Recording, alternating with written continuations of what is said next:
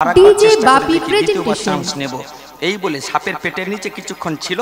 তারপরে যখন সাপ দূর দিকে লক্ষ্য করছে সেই সময় সেই জলজ প্রাণীটা বেরিয়ে ফের প্রভু চরণটা সেবা করতে যাবে, ঠিক সেই সময় মহালক্ষ্মী দেখতে পেয়েছে। সেও বলছে দূর হয়ে যা। চোখের জলে সেদিন কেঁদেছিল, ওগো প্রভু তুমি অন্তর্যামী ভগবান, অন্তরে জানতে পারো আমি তোমার চরণ সেবা করার লাগি কাছে এলাম। তোমার এই দুজন মা লক্ষ্মী এবং ওই যে সেবক সাপটা তাড়িয়ে দিল। আমি প্রতিজ্ঞা করছি কোনো না কোনো জনম তুমি যদি অন্তর্যামী ভগবান হয়ে থাকো, এই করুণানিধি চোখের জলের দাম দিতে তোমাকে দিতেই হবে, দিতেই হবে, দিতেই হবে। সেদিন নারায়ণ হাসতে হাসতে বলেছিল, ওরে ওই ছোট্ট জলজ প্রাণীটার নাম লিখে নেন কচ্ছপ, একটা ছোট্ট জলের প্রাণী কচ্ছপ। কচ্ছপ সেদিন কেঁদেছিল বলে নারায়ণে বলল, শোন আমি তোকে আশীর্বাদ দিচ্ছি, তুই পরবর্তী জন্মে ত্রেতা যুগে গুহক চণ্ডাল হয়ে আমাকে পারাপার করে দিবি। আমি তোকে কথা দিলাম সেদিন তোকে আমি উদ্ধার করে দেব, উদ্ধার করে দেব, উদ্ধার করে দেব। তাহলে কে তাড়িয়ে দিল? সাপ। কে তাড়িয়ে দিল? মহালক্ষ্মী। ভালো করে শুনবেন। আস্তে আস্তে এত সেবা যখন দিল তখন নারায়ণ ওই সাপটাকে বলছে, অনন্ত প্রভু তুমি আমাকে যে সেবা করে আনন্দ দিয়েছ, তুমি আমার কাছে বর প্রার্থনা করো। তখন বললেন, হে প্রভু বর যদি দিতে হয় তুমি আমাকে এই আশীর্বাদ দাও। দেখুন নিতাই ছাড়া কেন ভগবান গৌরের পাওয়া যাবে না, দেখুন দেখে নেন। এই আশীর্বাদ দাও, যে যুগে যে কুলে যে অবতারেই তুমি থাকো না কেন, আমি যেন তোমার সঙ্গে সেঁটে থাকতে পারি, আমি তোমার সঙ্গে যেন লাগোয়া থাকতে পারি, আমি যেন তোমার চরণ থেকে জীবনে বঞ্চিত না হই, আমি তোমার চরণ সেবা করি, তোমাকে যেন কৃপা করে হরিবল উদ্ধার করতে পারি। এই ভক্ত বা সেবক হয়ে তুমি আমার এই আশীর্বাদ দাও। তাহলে সত্য যুগে কে ছিল? সাপ। দেহ পাল্টালো, পড়লো কি যুগ? আস্তে কথা বলবে না। ত্রেতা যুগ। ত্রেতা যুগে কি হলো? নারায়ণ ছিল, দেহ পাল্টে হলো রাম। আর রামের যে ওই যে বললো সেটে থাকবো, সে কি হলো? অনুজ লক্ষণ। ভালো করে শুনবেন। বনবাসটা কার হয়েছিল? কে চেয়েছিল? কইকেয়ী। কার কাছে চেয়েছিল? রাজা দশরথ। দশরথদের স্তম্ভ চারটে ছিল, সত্য, নিষ্ঠা, নীতি, ধর্ম। ধর্ম, নিষ্ঠা, নীতি, সত্য।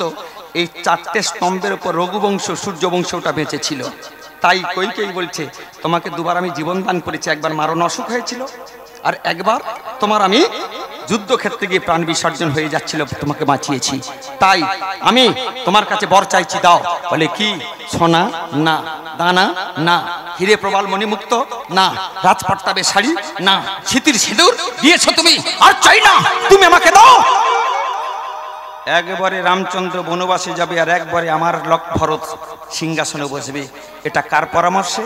দেখবেন মা, কিছু মনে করবেন না, বাড়ির মধ্যে যদি একটা বউ থাকে ঠিক ঠিক কাজ হবে। বাড়িতে যদি দুটো বউ এসে যায় না, দেখবে ও গোঁজা দেবে, ও বলবে বউ করবে, ও বলবে ও করবে। সত্য থেকে শেষ পর্যন্ত আজ পর্যন্ত সব গোঁজাগুজি ঠেলাঠেলি আছে বাবা। আমার কুমন্ত্রণা দিচ্ছে, এই যে জিলিপির মতো আড়াই প্যাঁচ, তার পিঠে কুঁচ ছিল, নামটা কি? মন্থরা। মন্থরা বলছে, এই হতভাগী, তোকে আমি কোলে পিঠে মানুষ করেছি, তোর কপালে বাজ পড়তে চলেছে, তুই যা, তোর স্বামী তো বলেছিল দুটি আশীর্বাদ দেবে, চেয়ে নে। কি চাইবো? একবারে রামচন্দ্র বনবাসে যাবে আর একবারে ভরত আমার। তাহলে লক্ষণ যাচ্ছে কেন? রামচন্দ্র পিতৃসত্য পালনের জন্য যখন সেজে চলে এলো, তখন লক্ষণ বলছে, আমি তোমার সাথে যাব। এটা কি কথার কথা? ঠাস করে গালে চড় মারবো, জানিস আমি তোর দাদা, তুই আমার ভাই। সেই সময় লক্ষণ ঠাকুর মনে মনে কেঁদে বলেছিল, তুমি আমার দাদা বলে যা ইচ্ছা তাই করবে, আমাকে মেনে নিতে হবে। কোনোদিন কোনো যদি দাদা হয়ে আসতে পারি, সেদিন আমি কিন্তু তোমাকে শাসন করব, সেদিন তুমি কিছু আমায় বলতে পারবে না। তাই রামচন্দ্র আমার সঙ্গে সঙ্গে বলেছিল, তথাস্তু। এ জন্মে আমি আছি দাদা, তুই আছিস ভাই, পরবর্তী জন্মে তোকে আমি দাদা করব, তোর নাম হবে বলদেব মানে বলরাম, আমি তোর ভাই হব কানাই। যারা মনে করেন একটা বাপের চারটে ছেলে, আমার ছোট তিনটে মনে করে বর্দা খুব ফাঁকি মেরে আমাদের অনেক কিছু করে নিয়েছে। আগে বর্দা হয়ে দেখ কত জ্বালা, বর্দা হয়ে দেখ কত জ্বালা। আস্তে বসে বড় মা রামচন্দ্র তাই মনে মনে ভেবেছিল, হরিবল আমি বড়, আমি যেটা মনে করব, তুই ছোট ছোটর মতো থাক। সেদিন আমার লক্ষণ ঠাকুর বলেছিল, যদি আমি বড় হতে পারতাম তোকে কিন্তু বনবাসে যেতে পাঠাতাম না, আমি বনবাসে যেতে দিতে পারতাম না, দিতাম না, আমি আটকাতাম। সেদিন কানাই হেসে বলেছিল, পরবর্তী জন্মে দাপর যুগে আমি হব ভাই কানাই, তুই হবি আমার দাদা বলরাম। সেই জন্য বাবা উল্টে গেছে। ভালো করে শুনবেন। তাহলে কি হলো? লক্ষণ ঠাকুর বনবাসে যাবার কইকেই কি চেয়েছে? না, কইকেই চাইলো রাম বনবাসে, আমার ভরত আজকে সিংহাসন। আজকের লক্ষণ ঠাকুর যাচ্ছে কেন? আপনার ভূমিকা কি? ভক্ত। লক্ষণের ভূমিকা কি? ভক্ত। সেই ভক্ত কলিযুগে কি হয়েছে? নিতাই চাঁদ। আসবো পরে। তাই লক্ষণ ঠাকুর বলছে, দাদা আমিও তোমার সাথে যাব। চড় মেরে গালটা লাল করে দেবো। মেজমাকে দেখতে হবে, বাবা কাঁদছে, আজকে বড় মা কাঁদছে, ছোট মা কাঁদছে, তুই যাবি না। মা চেয়েছে আমার বনবাস, তোর বনবাস চাইনি। সেই দিন লক্ষণ বললেন, দাদা সত্যযুগে তুমি বলেছিলে না আমি যেখানেই যাব তুমি সেখানে যাবে, আমি যেখানে যাব তোমাকে সেখানে নিয়ে যাব। তুমি রাম, আমি তোমার ভাই লক্ষণ হয়ে জন্মগ্রহণ করেছি। তুমি যদি বনবাসে যাও, তোমার সেবক, তোমার ভৃত্য, তোমার চাকর, তোমার ভক্ত, আমি কি রাজ সিংহাসনে থাকতে পারি? দাদা আমিও যাব, আমিও যাব।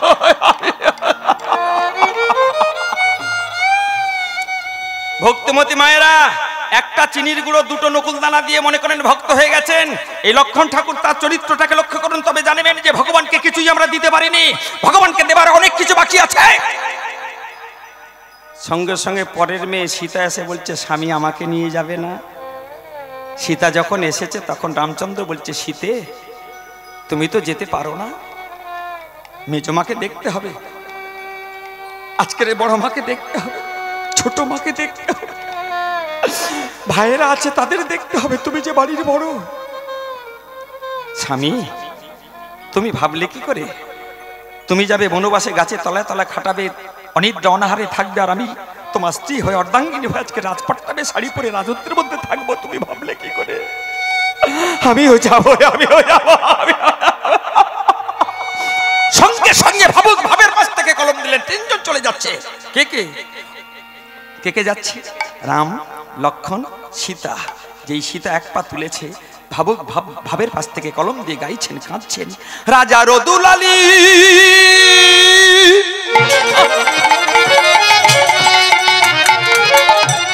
সীতা বনবাসে যাই গো, রাজা রদুলালী সীতা বনবাসে যাই। ও গো রাজা রদুলালী উলুধ্বনি হরিবল হরিবল হরিবল হরিবল।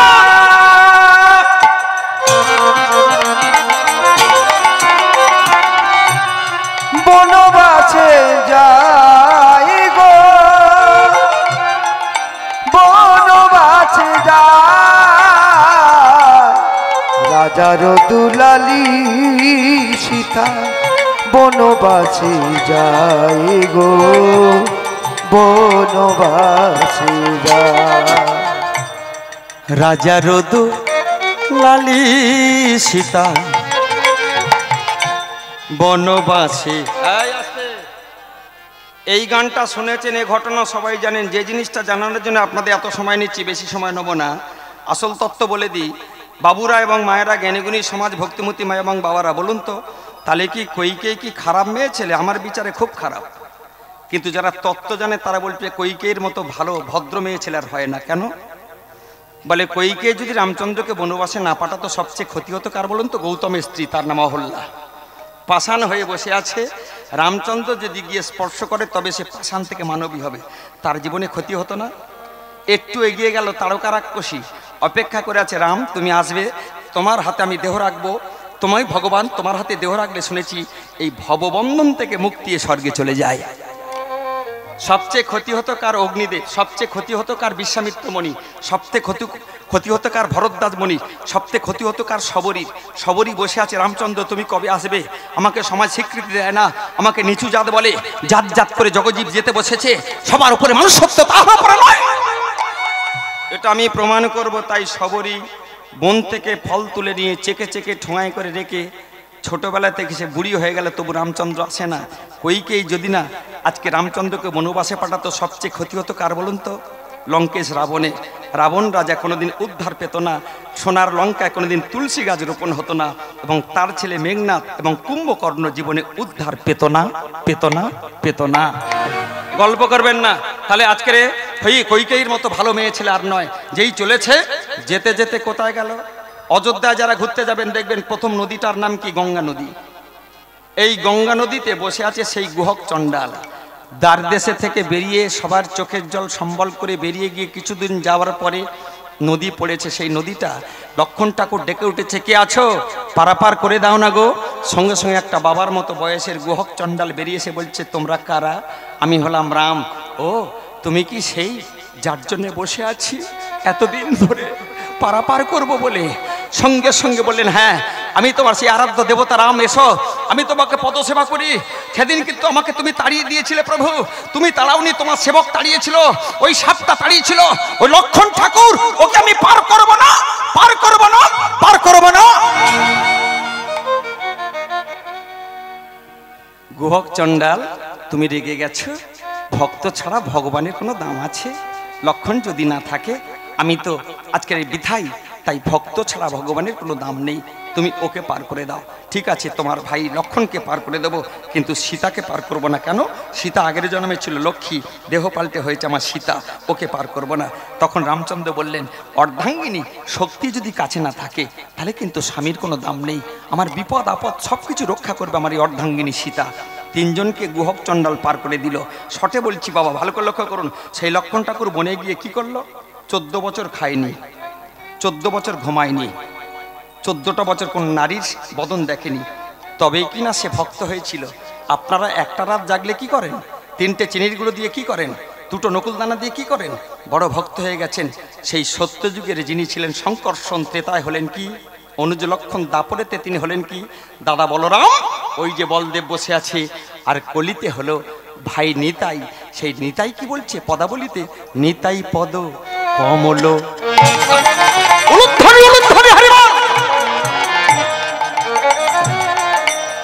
কোটি চন্দ্র সুশীতল,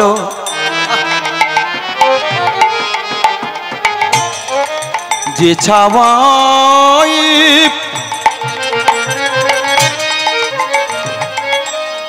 জগত জুড়ায়, যার ছাওয়ায় জগত জুড়ায়, আমার নিতাই পদ কমল,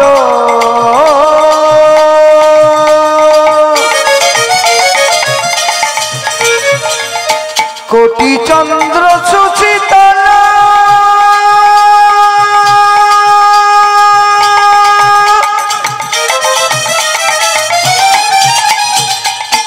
যে ছাওয়া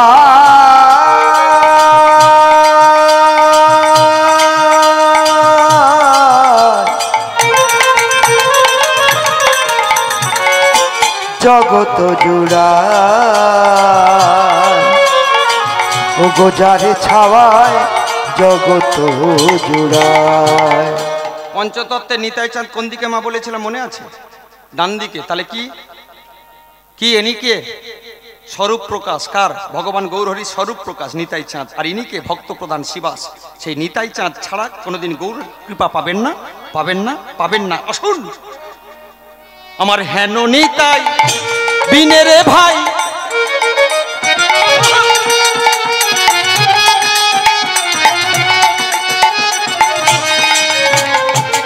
আমার হেন নিতাই বিনে রে ভাই, রাধা কৃষ্ণ পাইতে নাই, হেন নিতাই বিনে রে ভাই,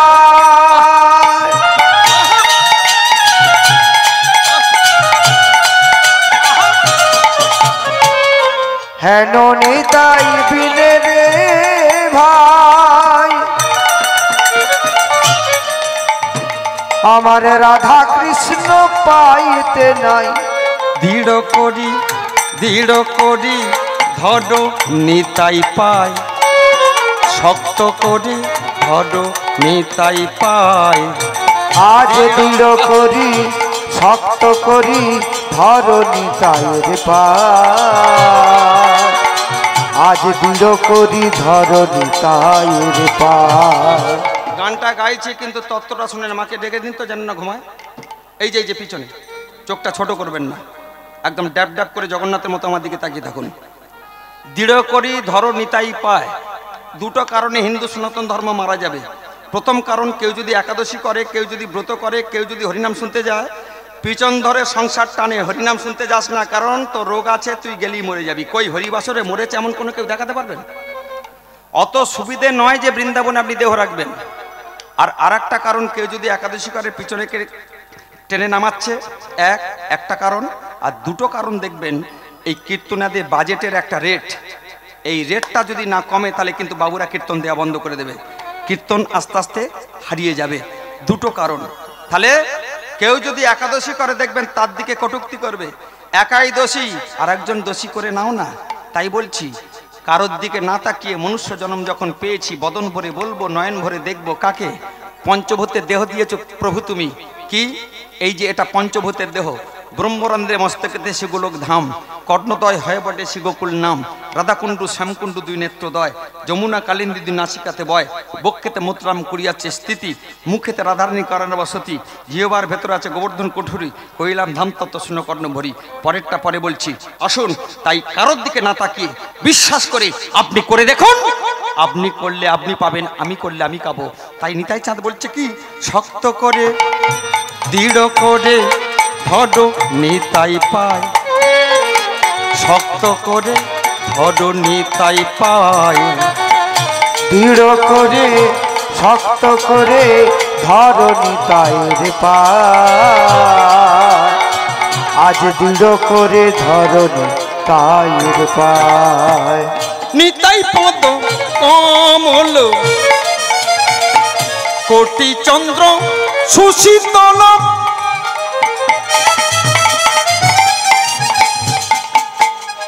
যে ছাওয়াই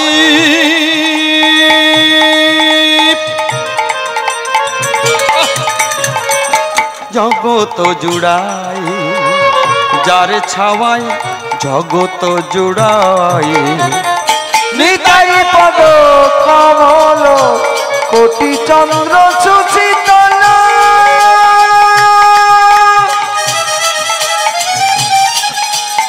ও গো যে ছাওয়া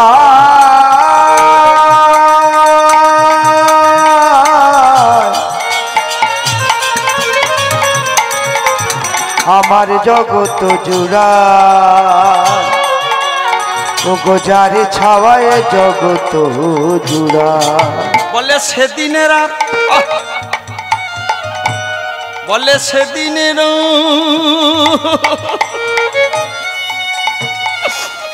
ও গো কত বাকি,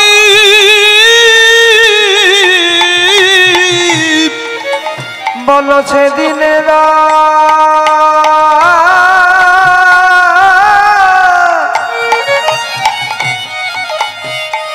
আমার কত বাকি,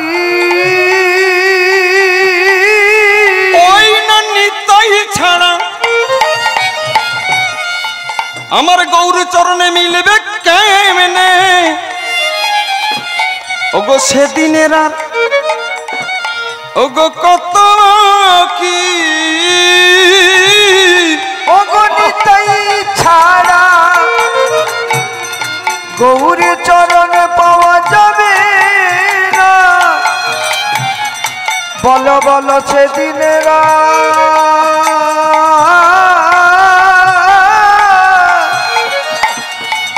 আমার কত বাকি, আমার বাইরে নিতাই ভিতরে ওই না জপি নিতাই পাই নিতাই, সেদিনের আর কত বাকি, আমরা ভোজি নিতাই দেখি নিতাই, সেদিনের আর কত বাকি, আমার নিতাই ভজ গৌর পাবে, সেদিনের আর কত বাকি, নইলে গৌর কেমনে পাবে? ভোজি নিতাই ভোজি নিতাই, নিতাই ভজ গৌর পেয়ে যাবে, ভোজি নিতাই ভোজি, ওই না উলুর ধ্বনি আর নিতাই গৌর হরিবল, ভোজি নিতাই গৌরে চরণে কেমনে পাবো, ভোজি নিতাই ভোজি নিতাই, আমরা ভোজি নিতাই,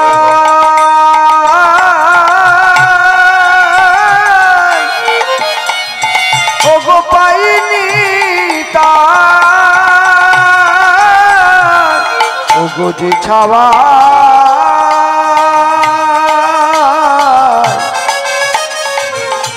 জগত জুড়ায়, যারে ছাওয়ায় জগত জুড়ায়। ভালো করে শুনবেন, তত্ত্বটা বুঝে নেন। ভোজি নিতাই, দেখি নিতাই, পাই নিতাই, জপি নিতাই, করি নিতাই। দুটো করে মানে, করি নিতাই, পাই নিতাই। নিতাই ভজ গৌর পাবে, বুঝবে মনের দ্বন্দ্ব। দাস নিত্য নন্দ করে, কর সাধু সঙ্গ। সাধু সঙ্গ হইতে হয় শ্রবণ কীর্তন। শ্রবণ কীর্তন আর্তে অনর্থ নিবর্তন। অনর্থ নিবৃত্তি হলে জীবে নিষ্ঠা হয়। নিষ্ঠা হইতে জীবের রুচি উপজয়। রুচি হইতে হয় আসক্তি প্রচুর।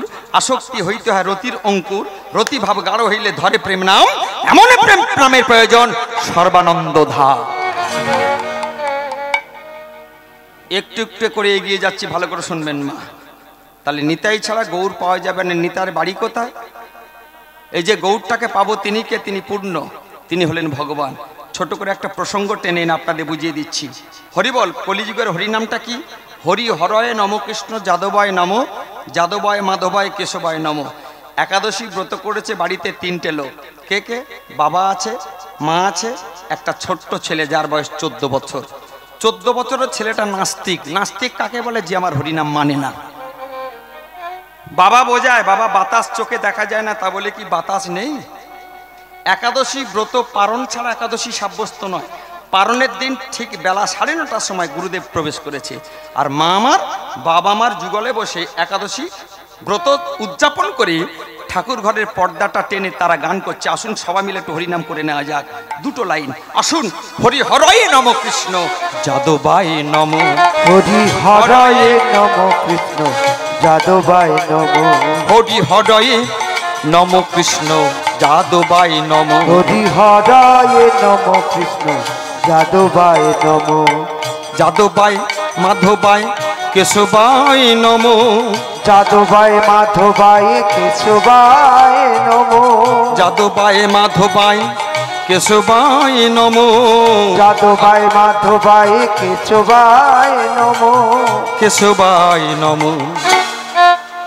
হরি হরয়ে নম কৃষ্ণ যাদবায় নম, হরি হরয়ে নম কৃষ্ণ যাদবায় নম, গোপাল গোবিন্দ রাম শ্রী মধুসূদন গিরিধারী গোপীনাথ মদন মোহন, আমার গোপাল গোবিন্দ রাম শ্রী মধুসূদন গিরিধারী গোপীনাথ মদন মোহন, হরি বল হরি বল হরি বল ভাই, হরি নাম ছাড়া জীবের আর গতি নাই। একবার হরি বল হরি বল হরি বল ভাই, হরি নাম ছাড়া জীবের আর গতি নাই। হরি হরয়ে নম কৃষ্ণ যাদবায় নম, হরি হরয়ে নম কৃষ্ণ যাদবায় নম, হরি হরয়ে নম কৃষ্ণ যাদবায় নম, হরি হরয়ে নম কৃষ্ণ যাদবায় নম, হরি হরয়ে নম কৃষ্ণ যাদবায় নম, হরি হরয়ে নম কৃষ্ণ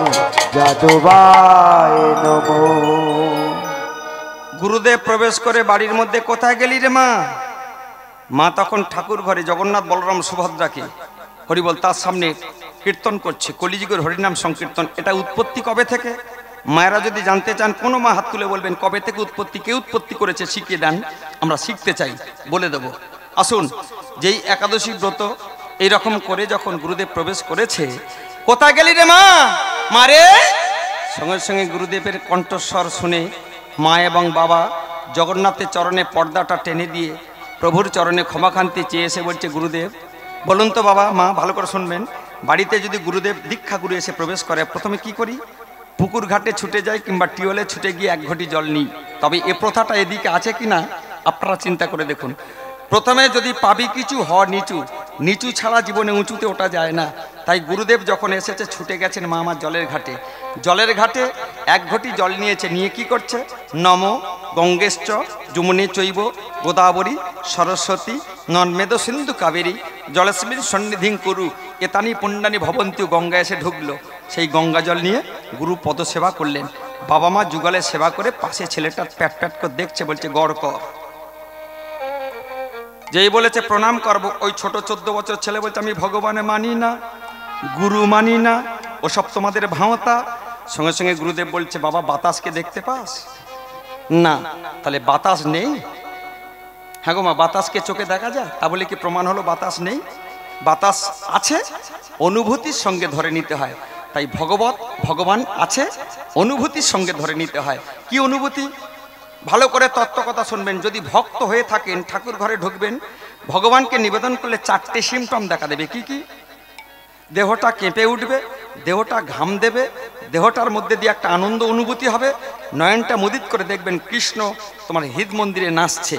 এই 4টে সুখ অনুভূতি যখন পাবেন, আর শেষ অনুভূতি তোমার চোখে জল। এই যখন 4টে সিমটম দেখতে পাবেন, আপনি ভাববেন আপনি ভক্ত। তাহলে প্রথম কি? আপনার গাটা ঝাঁকুনি মেরে উঠবে। দ্বিতীয় সিমটম ঘাম বেরোবে। তৃতীয় সিমটম ভগবান এখানে হৃদমাজারে বিরাজ করে বলবেন আমার মতো সুখী কেউ নেই।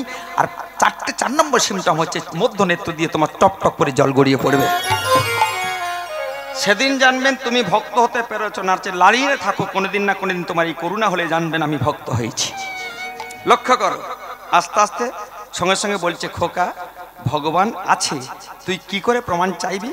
আমাকে প্রমাণ দাও ভগবান আছে কিনা, তবে তোমাকে সম্মান দেবো, তোমার পা ধুয়ে চেঁটে জল খাবো, এবং আমি জগন্নাথ বলরাম সুভদ্রার কাছে প্রত্যেক দিন সেবা দেব। আমাকে একটা পরীক্ষা দাও, ভগবান আছে, আমি 3 দিন খাবো না, কই ভগবান খাওয়াক দেখি। তোমার ভগবান যদি এত জাগ্রত হয়, আমি 3 দিন কিছু সেবা নেব না, তোমার ভগবান কই সেবা দিক দি দেখি, আমাকে একটু খাইয়ে দিক। এই বলে সেই 14 বছর ছেলেটা জেদ করেছে। দেখবেন বা বিশেষ বিশেষ কিছু কারণে জেদ খুব খারাপ। কি? যেমন মায়েরা যদি বলো ওই শাড়িটা আমার চাই, তো ব্যাস দাদার পকেট ফাঁকা, জেদ 1। 2, বাচ্চারা যদি জিদ করে আমি ফুচকা খাবো, তো খাওয়াতেই হবে, পকেটে টাকা থাক আর না থাক। 2, আর রাজা যদি জিদ করে, সে জিদ মেটাবেই মেটাবে।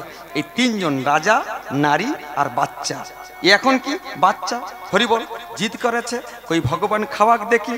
সঙ্গে সঙ্গে গুরু হেসে বলছে এসেছিলাম একদিনের জন্য, তোদের বাড়ি আমি 3 দিন থেকে যাব, দেখি ভগবান আছে কিনা প্রমাণ দিয়ে দেবো।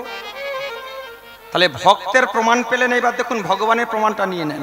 সঙ্গে সঙ্গে আস্তে আস্তে সেই বাচ্চা ছেলেটা কি করেছে, এইবারে গুরু ভেবেছে 1 দিন তো 2 দিন তো 3 দিন থেকে যাই। এই বলে সেই বাচ্চা ছেলেটা দাঁতে দাঁত চেপে চুপচাপ আছে। জগন্নাথ মন্দির থেকে প্রসাদটা ভেঙে এনে মা প্রথম খোসামত করছে, খোকা সেবানে না, খোকা সেবানে না, খোকা সেবানে না। আবার বেশি কিছু বললে, এখনকার ছেলেরা বেশি কিছু বললে যদি ঝুলে পড়ে, চিন্তা ভাবনা দুটো সব দিক ঠান্ডা রেখে করতে হবে। এই বলে আমার বাবা বলছে খোকারে তুই আমাদের পিণ্ডি দিবি, একমাত্র মানিক রতন, তোকে আর বকাবকি করবো না, ভগবান আছে কিনা তোকে প্রমাণ করতে হবে না, তুই একটু সেবা নে। ছেলেটা মনে মনে করছে বাড়িতে থাকলে জ্বালাতন করবে খুব, হচ্ছে আমি এক কাজ করি, বনের মধ্যে 1টা দিন হয়ে গেছে, 2টো দিন একটু ঘুরে আসি। এই বলে বনের মধ্যে গিয়ে ঝোপেতে লুকিয়েছে, কেউ যাতে খুঁজে না পায়। যেই সন্ধ্যা হয়ে এসেছে, সেই বনেতে বুনো শুয়োর ছিল, বুনো চিতা ছিল, হাতির দল ছিল, যদি এসে আমার মেরে দেয় তাহলে তো ভগবান আছে কিনা প্রমাণ করতে পারবো না। এই বলে সেই ছেলেটা আস্তে আস্তে কি করেছে, গাছে চড়েতে একটা ডালের মধ্যে চুপচাপ বসে আছে। আর সেই বনেতে একটা রাজা তার রাজত্বের মঙ্গলের জন্য ব্রণটাকে একটা মা কালীর মন্দির তৈরি করে দিয়েছিল। আর মায়ের মতো মা প্রতিদিন মা কালী ঠাকুরের জন্য নৈবেদ্য সাজিয়ে একটা ফুলের মালা নিয়ে যাচ্ছে আর গাইছে কি বলে, ভেবে দেখ মন কেউ কারো নয়, মিছে ভ্রম ও তুই এই ভ্রমণ ডলে, একবার ভেবে দেখ মন কেউ কারো নয়, মিছেই ভ্রম ভ্রমণ্ডলে, ভেবে দেখ মন কেউ কারো নয়। ভুলো না দক্ষিণা কালী বদ্ধ হয়ে এই মায়া জালে, তোমরা ভুলো না দক্ষিণা কালী বদ্ধ হয়ে এই মায়া জালে। যে যত বেশি ছোটাছুটি করবেন দেখবেন কলার মতো জাঁতা কলে ভেঙে যাবেন।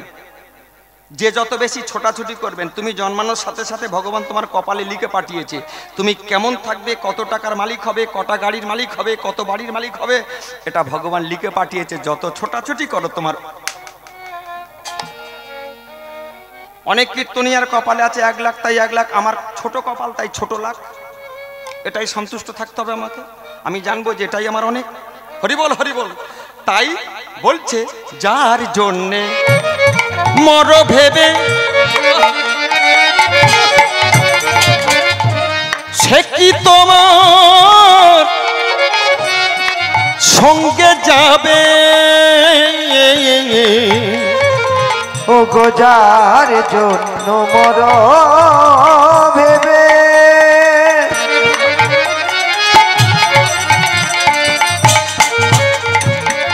সে কি তোমার সঙ্গে যাবে। মায়েদের আমি লক্ষ্য করি মাঝে মাঝে নাতি ছাড়া ঘুম হয় না, কোলের দর জড়িয়ে ধরে একদম ঘুম। এগুলো একটু কম করবেন, যেতে সুবিধা হবে। যত মায়া জড়াবেন না যেতে কষ্ট হবে। দেখবেন বলে বুড়ো যেতে চায় না, তার বেশি মায়া। কেন? কষ্ট করে ঘরটা করেছে তো। যে যত বেশি জড়াবেন যেতে কষ্ট, ভালো করে জানবেন। আমি বলিনি যে নাতি নাতিদের ভালোবাসবেন না, ভালোবাসুন, কিন্তু গায়েতে একটু সর্ষের তেল মেখে নেবেন, চিটচিটে আটাটা যেন না লাগে। তাই জাঁতা কল পড়বেন, কিন্তু মাঝখানে যাবেন না, গোড়া ধরে বসে থাকবেন।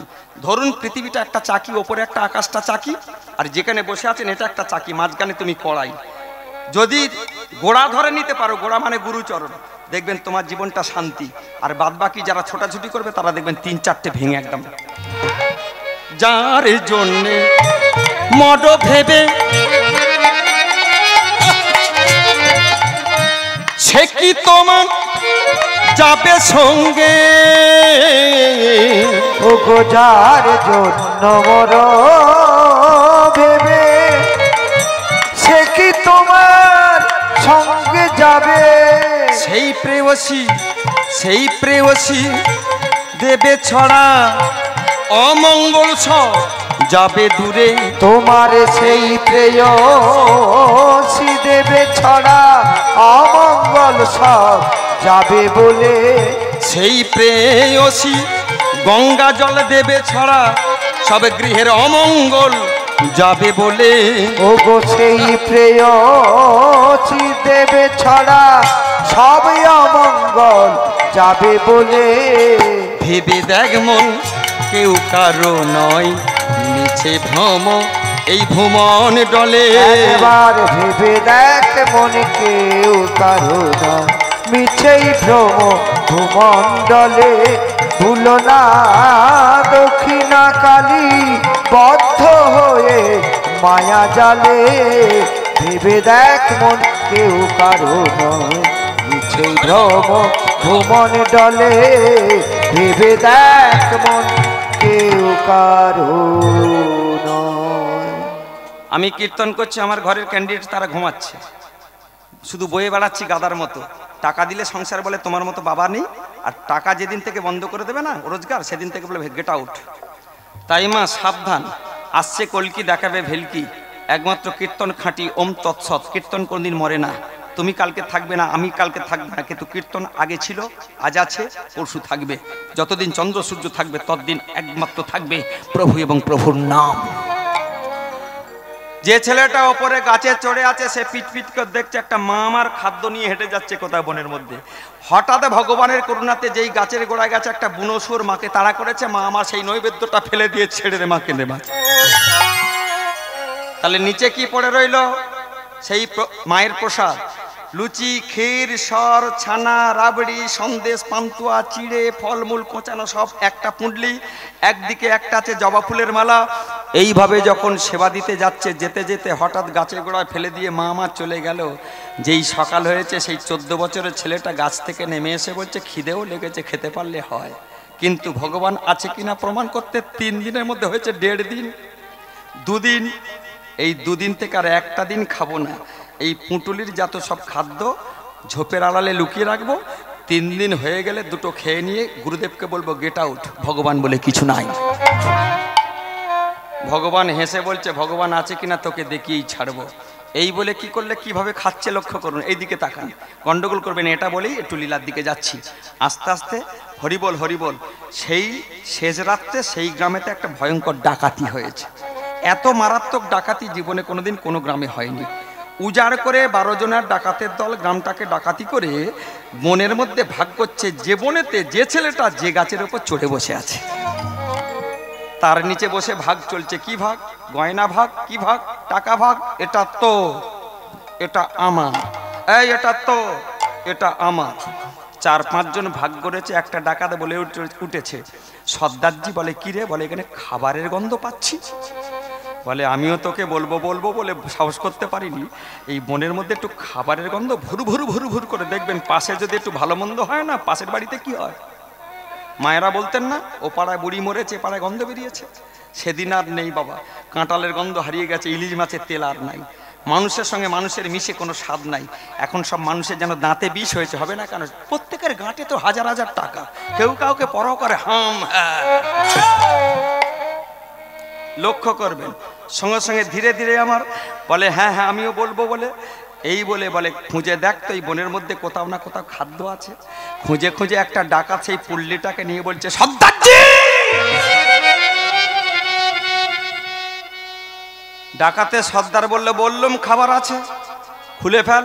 যেই খুলেছে দেখছে লুচি, সুজি, পুরি, সরভাজা, রাবড়ি, মন্ডা, মিঠাই, পান্তুলে, লেডিগিনি সমস্ত সব এক এক করে।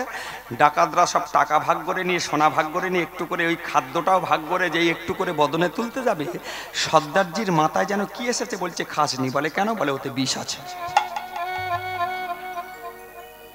বলে বিষ আছে সর্দারজি, আপনি বুঝলেন কি করে? বলে বিষ নাই সেটা প্রমাণ দিচ্ছিস কি করে? বলে শোন, আমরা প্রতিদিন ডাকাতি করি, কেউ না কেউ ফলো করেছে, আমাদেরকে মারার জন্য এখানে খাবার রেখে ওতে বিষ দিয়েছে, যাতে আমরা 12 জনের ডাকাতের দল খাই আর সঙ্গে সঙ্গে হরিবোল হয়ে যাই। এতে শিওর বিষ আছে, আর বিষ যেহেতু খাবারে আছে, এখানে কেউ না কেউ ফলো করে আছে। কাছে ওপরে কে ছিল? বাচ্চা ছেলে। সঙ্গে সঙ্গে বাচ্চা ছেলেটার ভেতরে কি হচ্ছে যেন কিললেসকার মেশিন চলতেছে, ঘপ ঘপ ঘপ। ওপর থেকে একটা পাতা, এই আসতে মা, ওপর থেকে একটা পাতা পড়েছে, পাতা পড়বি, সর্দারের মাথা যেই পড়েছে ওপর দিকে তাকিয়ে দেখছে একটা বাচ্চা ছেলে। সঙ্গে সঙ্গে সর্দার বলে নাম নাম নাম, যেই নেমেছে সঙ্গে সঙ্গে একটা ডাকাত বলছে, সর্দারজিকে আচার মেরে মেরে ফেল দি। বলে এমনিতেই মরবে। বলে কি করে? বলে যত সব খাদ্য খাদক আছে ও তো বীজ মিশিয়ে ফলো করে রেখেছে আমাদেরকে, ওর মুখটা হাঁ করে চেলা করে ধরে ওর সব যত খাদ্য বীজ মাখানো ওগুলো সব সে তো খাবে না। বলতে চাইছে ভগবান আছে কিনা প্রমাণ করতে চাইছিলাম, তাই বনের মধ্যে আজকের এই 3 দিন আমাকে খাইও না, তাহলে ভগবান আছে কিনা ভগবান শুনবে। গালটাকে ফাঁক করে সর্দারজির কথা অনুসারে সমস্ত 12 জনের ডাকাতের দল ছোট্ট ছেলেটাকে এমনভাবে খাইয়েছে, পেটটা যেই উঁচু হয়েছে সঙ্গে সঙ্গে ছুটতে ছুটতে গুরুচরণে গাছাড় খেয়ে পড়ে বলছে, প্রভু ভগবান আছে, ভগবান আছে, ভগবান আছে। কোথায় আছে রে? সে তখন ওই ছেলেটা, এতক্ষণ ধরে ছেলেটা বললাম, ছেলেটার নাম লিখে নেন। সেই ছেলেটার নাম হচ্ছে মলুক দাস। কি বললাম? মৌ লয়সুক মলুক দাস। তিনি প্রথম পদ রচনা করলেন। অজকর না করে চাকরি, পাঞ্চি না করে ক্রিয়া। পাখি কোনোদিন কাজ করে না, অজকর সাপ কোনোদিন চাকরি করে না। অজকর সাপের মা খাওয়ার অভাব হয়, বনের মধ্যে শুয়ে থাকে, কিন্তু তার মুখের ধারে যত সব যায় সে শ্বাস প্রশ্বাসে টেনে সে আহার পান করে নেয়। তাই অজকর সাপ না করে চাকরি, পাঞ্চি না করে ক্রিয়া। তামাম দুনিয়া মে সবকো পালা। কেউ অভুক্ত থাকেন আছেন না। পাখি থেকে, ভিখারি থেকে, বড়লোক থেকে, জিয়াতপতি থেকে, প্রত্যেকের দেখবেন কর্ম করলে তার খাওয়ার অভাব আছে বাবা। কপাল অনুসারে ভগবান যে যার সে তার খাবার ব্যবস্থা করে দিয়েছে। কেন? এই যে সজনে ডাঁটা ফুল ছিল, ডাঁটা হয়েছে, আজকের আম ধরেছে, মৃত্যু আম, জানবেন এবছর ঝড়ঝন্ডা বেশি আছে বাবা। এই সজনে আর আম ফললে দেখবেন ঝড়ঝাপটা আছেই, হরিবল। তাই এই আমটা যেদিন পেকে যাবে সেদিন কিন্তু একটু একটু লাল হয়ে যাবে, আর এখন কি আছে? সবুজ। তাই লাল যেই হবে পাখিপক্ষ জানবে পেকে গেছে, এবার খাবার আহ্বান দিয়েছে। ওই রংটা কার? ভগবানের। তুলিটা কার? ভগবানের। জীব দিয়েছেন যিনি, আহার দেবেন তিনি। কর্তব্য কি? কলির কর্ম না ছাড়ি নিজ ধর্ম, আপনা আপনি হইও সাবধান। ভগবান আছে কোথায়? রজনীকান্তের একটা লাইন, আছো অনলয় নীলে, চিরনাভ নীলে, ভূধর সলিলে, গহনে আছো পিট পিলতায়, জলধের গায়, শশিতার গায় তপনে। আছো অনলয় নীলে, চিরনভ নীলে, ভূধার চলিলে গহনে, আছো বিট পিলতায়, জলধের গায়, শশিতার গায় তপনে। তুমি সর্বত্র আছো প্রভু, কিন্তু আমি দেখতে পাই না কেন? একটা ছোট্ট লাইন ভালো করে মুড়বেন। আপনি আমাকে দেখছেন, অঞ্চলটা নিয়ে বেঁধে ফেলুন, আমাকে দেখতে পাবেন না, ভগবান সর্বত্র আছে কিন্তু আপনি দেখতে পান না কেন? একটাই সরল কথা, আমি নয়নে বসন বাঁধিয়া বসে মরি গো কাঁদিয়া, দেখি নাই কিছু বুঝি নাই কিছু, দাও হে দেখায় বুঝায়ে মলিন মর্ম মোছায়ে। তুমি নির্মল করো মঙ্গল করে মলিন মর্ম মোছায়, তব পুণ্য কিরণ দিয়ে যাক মোর মোহ কালিমা ঘুচায়ে মলিন মর্ম মোছায়ে। তুমি নির্মল করো মঙ্গল করে মলিন মর্ম। সেদিন ওই ছেলেটা গুরুচরণে আছাড়কে যেই পড়েছে সঙ্গে সঙ্গে গুরুদেব সে তো রাগবে না, পিঠটা চাপড়ে বললেন মলুক দাস খুব তত্ত্ব কথা লিখে নেন, এই আস্তে কথা নয়, জীবনের 4টে অক্ষরকে সম্বল কর, ভগবান পেয়ে যাবি। 4টে অক্ষর কি কি? আজকের পালা বা লীলার বিষয়বস্তু 4টে অক্ষর কি? প্রথম অক্ষর 3টে ভ আর শেষ অক্ষর 1টা গ, এই 3টে ভ 1টা গ, কটা বললাম? 4টে। কি কি? প্রথম ভয়ে ভক্তি, দ্বিতীয় গায়ে ভক্ত, 3 নম্বর ভয়ে ভগবান। যদি তোমার থাকে ভক্তি হবে তুমি ভক্ত, পাবে তুমি সেই ভগবানের কাছে যেতে গেলে শেষ অক্ষর কি বললাম? গ। সেই গটা কি? গয়ে গুরু। তাহলে 3টে ভ কি কি মনে থাকবে? ভক্তি, ভক্ত, ভগবান, শেষ অক্ষরটা গ, গুরু। গুরু কৃপাহি কেবলম, গুরু ছাড়া গোবিন্দ ভজে সে পাপী নরকে মজে। তাহলে জগৎগুরু অদ্বৈত আচার্য ইনিকে, তিনি হলেন এই প্রকাশ। তাহলে নিত্যানন্দ ছাড়া জীবনে কোনোদিন আজকের পাওয়া যাবে না গৌর হরি। সেই নিতাই চাঁদ কি বলছেন? আমি এসেছি তোমাদের কাছে অক্রোধ পরমানন্দ নিত্যানন্দ রায়। বলুন তো, মানে করুন, অক্রোধ মানে কি? যার ক্রোধ নাই। সেই আগের জন্মে যার ক্রোধ ছিল। ক্রোধ কি? এই বলদেব বলরাম একবার কুরুক্ষেত্রের যুদ্ধ কানাইকে ছেড়ে দিয়ে তিনি চলে গেছেন তীর্থে। তীর্থে ভ্রমণ করতে করতে নৈমিষারণ্যে প্রবেশ করলেন বলদেব। বলদেব প্রবেশ করে যখন সবাই মিলে সুত গোস্বামী ভাগবত পাঠ করছে, সাধু ঋষি মুনিগণ শ্রবণ করছে, সেই সময় বলরামকে দেখে সবাই দাঁড়িয়ে উঠেছে কিন্তু সুত গোস্বামী দাঁড়ায়নি। সেই সময় ক্রোধেতে বলদেব বলেছিল, সুত গোস্বামী নিজেকে তুমি পণ্ডিত বলে মনে করো? কৃষ্ণের দাদা বলরাম আমি এসেছি, আমাকে তো কিন্তু বসে আছো, তোমাকে এই মুহূর্তে আমি শাস্তি দেব। সেই বলদেব দেহ পাল্টে তিনি কলিযুগে কি হয়েছে মা পরিষ্কার বলছি, নিতাই চাঁদ।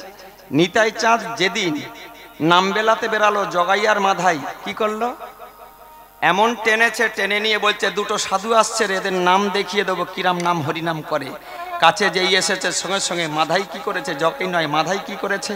সঙ্গে সঙ্গে কলসি, যে ভাঁড়তে মদ খেয়েছিল সেই সুরা পান করে সেই কলসিটা নিয়ে সঙ্গে সঙ্গে ওই নিতাই চাঁদের কপালেতে। নিতাই চাঁদের কপাল ফেটে রুদি মাটিতে টপ টপ করে পড়ছে। গৌর সুন্দর জানতে পেরেছে তার শক্তিকে আঘাত করেছে। সঙ্গে সঙ্গে তিনি আসছেন, ঘর ঘর করে ডাকছেন, সুদর্শন সুদর্শন সুদর্শন। সুদর্শন দিয়ে আজকের মাধায়ের গলাটা কেটে দেবে, মুন্ডুটা ছেদন করে তাকে প্রাণে মেরে দেবে। সেই সময় ভাই নিতাই, দাদা নিতাই ভাইয়ের চরণটা ধরে বলছে, ভাই গৌর সুন্দর শোন, কটা মাধাইকে তুই মারবি?